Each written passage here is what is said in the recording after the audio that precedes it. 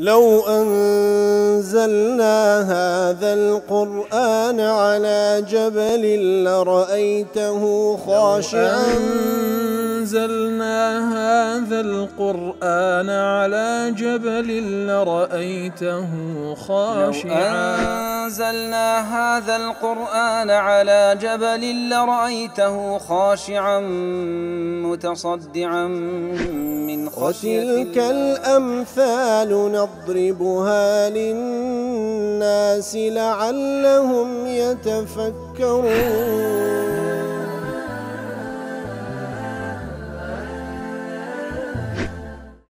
الحمد لله والصلاة والسلام على رسول الله وعلى آله وصحبه ومن والاه. السلام عليكم ورحمة الله. برزان خوشحالم لوانەی 1068 لەوانەکانی تەفسیری قورئانی پیرۆز بێمەوە خزمەتتان و مەبەستی ڕەزامەندی رب العالمین و هیوادارم ئێوەی ئازیز سوودی لێ وەربگرن. أعوذ بالله من الشيطان الرجيم.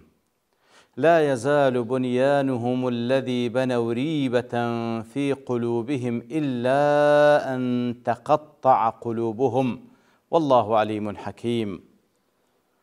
دیارە و ئاتەش هەر لە درێژە و ئاتانەیە کە رب العالمین باز لە مەسجد الضرار دەکا ئەو مزگەوتێکەوە منافقەکان بینایان کرد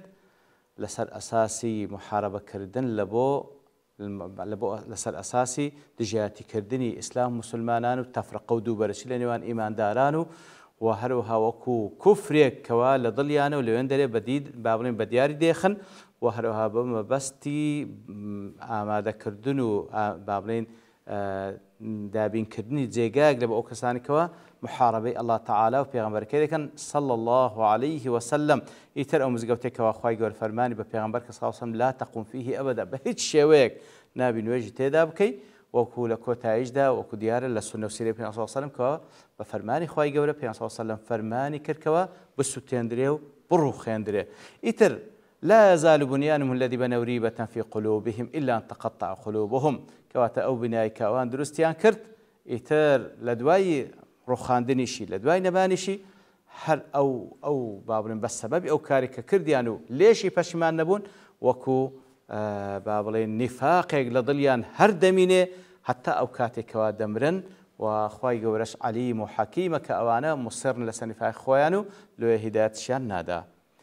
لا يزال بنيانهم الذي بنوا ريبة في قلوبهم أي لا يزال مسجد الضرار الذي بناه المنافقون لا يزال أو مزقوتي ضرار كوا منافقان درسان كر يورثهم نفاقا في قلوبهم وشكا في الإسلام كواتا بو كاريكا كرديان كسانش منافق أو كاريكا كرديان دبيت ماي أو كوان نفاق كان هر بردوان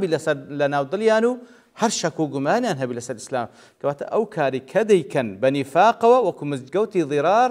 دەبیتە مای بەردەوامبوونی نیفاق لەناو دڵ و دەرونیان و بەردەوامبوونی شەک و گومان بەرامبەر بە ئیسلام لەناو دڵ و دەرونیان. ئەبی سعود دەڵێ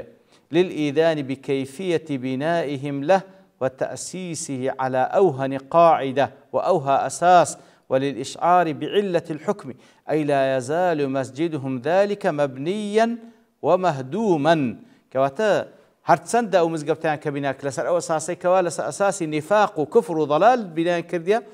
لە کاتی بینایەکەی و لە بەردەوامبوونی بینایەکەی و لە کاتی هەدمیشی کە ڕوخێندراش ئەو بینایە هەر بووە بەردەوامی شەک و نیفاق و کوفر لەناو دڵ و دەرونیان.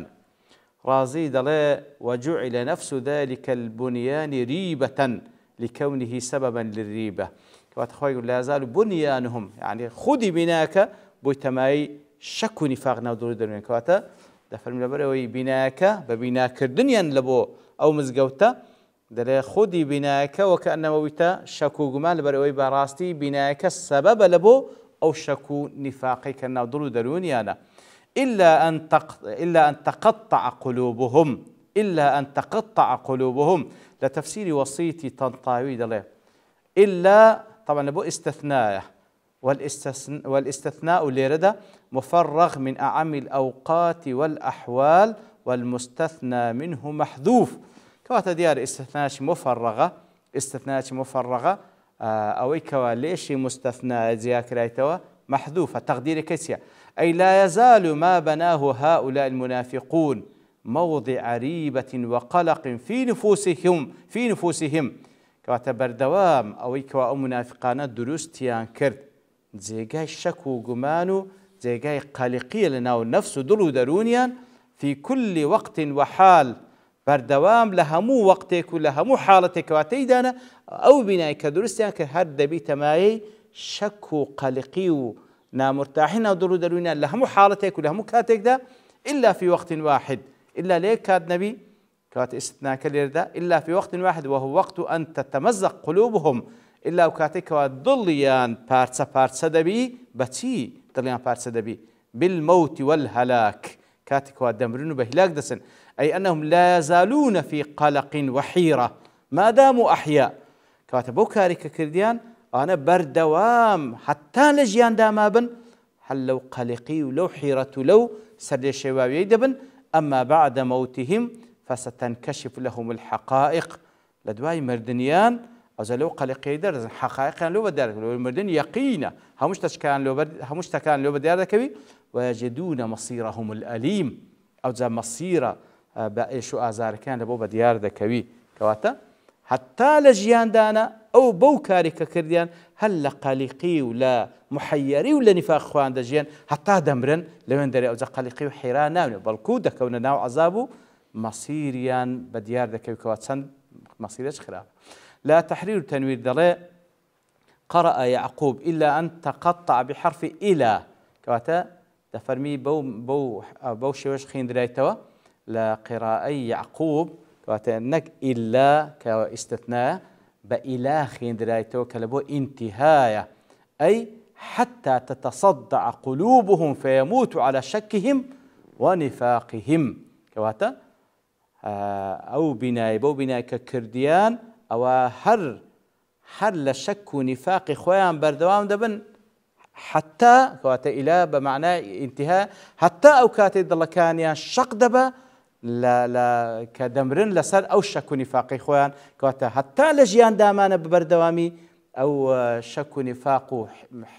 تنقلقي وحيرتان دمني حتى وكو دمرن كواتا فمعنى انتهاء ده سفيان غير ويش لتفسيري إلا أن تقطع قلوبهم دلين تتقطع قلوبهم بالتوبة مجر بالتوبة ضل يعني الشق ببا إذا شيخ الإسلام رحمه الله درباري وكو تعليقا لسأل قولي عن دلين وأما قراءة الاستثناء كاتك إلا لبو استثناء كجتمان كتفسير بابلين وصيد نقل ماكر طيب وأما قراءة الاستثناء فإن كانت توبتهم مقبولة كما قال سفيان وغيره كواتا بوشي وجلك ذات وكو سفيان وغير سفيان دلايا هل لو شكوا نفاق إخوان دمينينو إلا أن تقطع قلوبهم إلا مجر توبة بكن بو توبة إيش ضليان شغببا كواتا ضلي لسر أساس أو قولي فهي تحتاج إلى تقطع القلوب تتمزق بالتوبة فتحتاج إلى مشقة وشدة كواتا يعني ما قد ضل يعني شق بباب يعني بيستعمل مشقتها شيء زور هي تاوكو ضل يعني شق بباب تاوكو لو نفاق ولو شك حيري نزات يعني بتوبة بكن وهكذا كثير من ذنوب أهل الاعتقاد والشبهات وأهل الشهوات والله زور كسلواني لا جناهي أو كسانكوا مشكلان لاعتقاد هي للشبهات يعني هي وياخذ الشهوات كان زور لسدليان زي جيرة أواني كوا الشهوات كان زور بقوة أو دول درونيان يحتاج صاحبها إلى معالجة قلبي ومجاهدة نفسي وهواه كواتا بلغيدر لسر أو كوا كساني كوا لاعتقادك الشبهات شي زوري هي وياخذ الشهوات زور بقوة أو دول دروني هي وتضلي نخوشة بالشبهات والشهوات زور بقوة طلع خاونكي حتى وكنا ذات دبي تضلي الشق دبالة دستي هنده بيس بمجاهدة هي كاتبوش شيوش ليك دراي توا كوا مگر ضليان شق بباب التوبة ضليان شق باب التوبة أو زنزات يندبي لو نفاق لو شكو ماني والله عليم حكيم أي والله عليم بكل شيء الله تعالى أقادار بهموشتك ومن ذلك علمه بأحوال المنافقين لازمني أوانك خواي قور أقادار عليم خواي قور بحال منافق كان فيعلم ما في قلوبهم ئیتر ئاگادار بۆی لەناو دڵیانە وما تصير إليه أمورهم في الدنيا والآخرة و سەرنجام کاری ئەوان لە دنیا و لە قیامەت بەرەو چێن دەرێ دەڕوا خی گەورە پێی ئاگادارە و هەروە حەکیمە يصنع كل شيء في موضعه اللائق به حەکیمە هەموو شتێک لەو جێگایی دادەنێ کەوا لائقە بەخۆی ومن ذلك حكمته في الحكم على أولئك المنافقين ومجازاتهم لضمني أو حكمتان إخوائي قورش أو لحكم داني برانبر بمنافقان كوانا لا حتى دمرن لو نفاق شك وقمان دمينين إخوائي قور حكيمة دزاني أوانا شايستي أوانا شاني أوينين هدايات بدرين إن زال دواء أوا ديارة ليردا أو لو تنآتدا إخوائي قور سبحانه وتعالى باسي منافق كاني كرد ولو تنآتي كوتاي كوا باسی ئەو کارەیانی کرد کەوا مزگەوتیان بینا کرد بەڵام مزگەوتەکان ضێرار بوو ئیتر ئەوەش سەرنجامەکەی بوو لە نەتیجەشدا وەکو باسمان کرد کەوا لە کتوبەکانی سیرە باز دەکا پێغەمبەر صلی الله علیه و سلم فەرمانی بە سوتان و بە تێکدانی کرد لە دوای ئەوە الله تعالى دەفەرمی إن الله اشترى من المؤمنين أنفسهم وأموالهم بأن لهم الجنة باز لە کڕین و فرۆشتنێک دەکا لە بینی ئیمانداران و لە بینی الله تعالى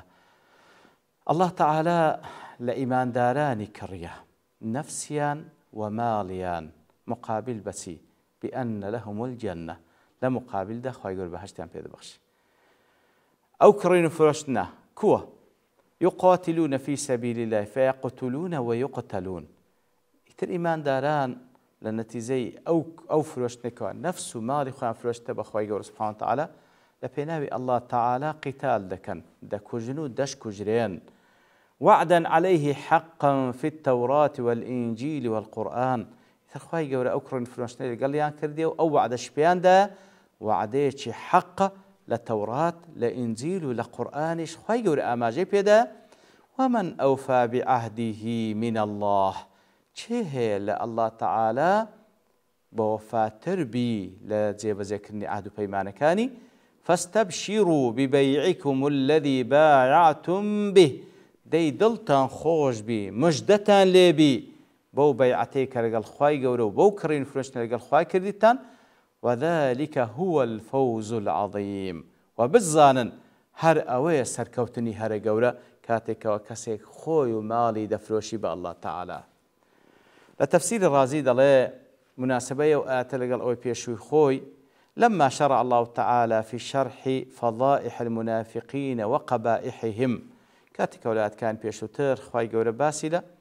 أو آتانا كركوا صفات منافقة كان وقباحة كان يعني فضح كردو بردي لسر هالداوة لسبب تخلفهم عن غزوة تبوك بسبب سبو خواي جورا أوها بابن بردي لسر منافقة كان رامالي بسبب وكوا آمادا نبون بقر بيغمبر كون صلى الله عليه وسلم لغزوة تبوك فلما تمم ذلك الشرح والبيان وذكر أقسامهم يتلدواء وكخواي يقول بوشي والشرح بياني صفات منافقة كاني كردو نمو بابلين قسم كان يعني باسكر وفرع على كل قسم ما كان لائقا به لسر هر قسم يتشيش خواي يقول سبحانه وتعالى حكمياني أو يكو لائقة بيان باسكر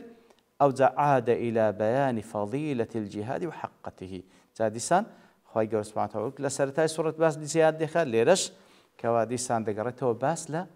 فضل قوري جهاد حقيقة أو جهاد ذكاء شربيني ضلي وأيضا أنه لما تقدم الإنكار على المنافقين عن النفر في سبيل الله كاتك ولا بيشو خواي قوري باسي أو يكركوا إنكار ذكاء لسر المنافق كان لبرتي آمادنين دربتسن لبيناي خواي قوري ما لكم إذا قيل لكم انفروا في سبيل الله إنكاري لسر المنافق كان لبرتي أنقو در ناسن كبهتان قوة دربتسن لبيناي خواي قوري ثم الحزم بالجهاد بالنفس والمال في قوله تعالى فاشان خواهي سبحانه وتعالى هاني داين هاني همو إيمان داراني دا كوا جهادكم بمال ونفس انفروا خفافا وثقالا بقرسي بسوچي واتب همو شيويك بدولمندي وبفقير وكو اوكاد لزيغاي خوي بفضل خواهي باس ما كرد بدولمندي وفقيري بتواناي وبيتواناي بغنز وببير بهمو شيويك انفروا خفافا وثقالا لدواء وباسي ويكر فاشان ذكر فضيلة الجهاد وحقته أو زلير لو آتا فضل قوري جهاد وحقته كي بازكا لتفسير منارج دلاء وأيضا فهذه الآية والتي بعدها أو آتوا أو إلى فاشويش بيان في بيان حال المؤمنين حق الإيمان لذا بيان حال إيمان داران ذكاء وبحقد إيمان يعني هي البالغين فيه ما هو غاية له من الكمال وهو أو إيمان داراني كواجيشتينا أو بري كمال إيمان وضعتا بعد بيان حال المنافقين وأصناف المؤمنين لدواء وكواخواي جورا لسن آتك باسی حاڵی منافقەکانی کردو وهروە چەند سنفێک لە ئیمانداران لەوانە کەواتە باسی حاڵی منافقەکان و هەندێک لە ئیماندارانی مقصر ومنهم ما تعرف جميع درجات المسلمين کەواتە خی گەورە باسی منافقەکانی کرد ئەوەی کەوا لە نیفاق و دەرنووسە لەگەڵ پێ باسی لە هەندێک مسلمانانی مقصریش کرد منافق نەبوون بەڵام لەبەر تەمبەڵی دەرنەچوون اینجا لێرەدا خی گەورە باز لە ئیماندارانی کامل دەکا ئەوانەی کەوا ئیمانیان کامڵە چێنە چ سیفەتەشان هەیە بە چ شێوەیەک خی گەورە کڕین و فرۆشتنی لەگەڵیان کردێ وەکو لە ئاەتەکەدا دەفەرمی ئین الله اشترى من المؤمنین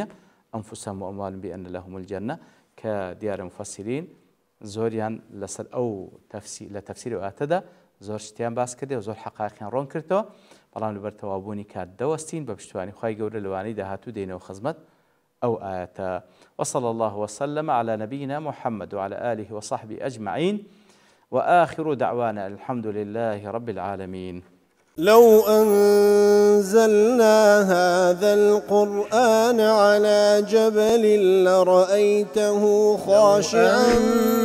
أنزلنا هذا القرآن على جبل لرأيته خاشعا أنزلنا هذا القرآن على جبل لرأيته خاشعا